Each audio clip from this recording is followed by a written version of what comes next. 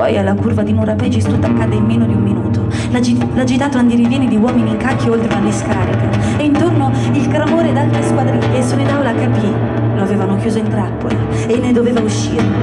Il turbamento si rovesciò in furore, aprì il fuoco a raffica larga e quelli rispondeva ed era un frastuono alto.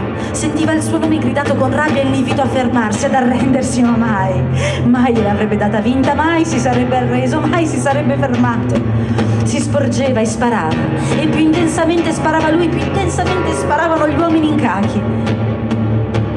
Seguì una pausa del fuoco e fu spinto a lanciarsi a correre verso l'imboccatura di una caverna.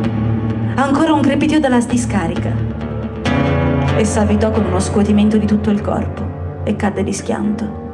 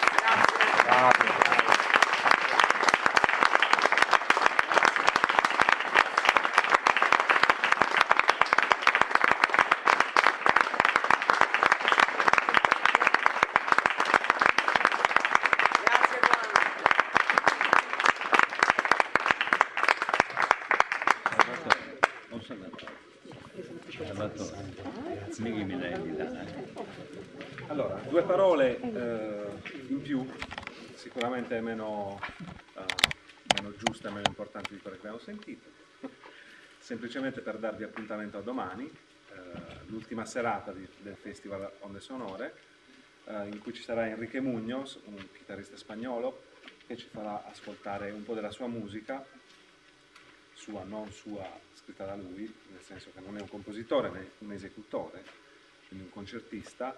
Ci farà ascoltare un programma di musiche del suo paese, di musiche spagnole e catalane. Bene, a domani, arrivederci a tutti. Buonasera. Grazie.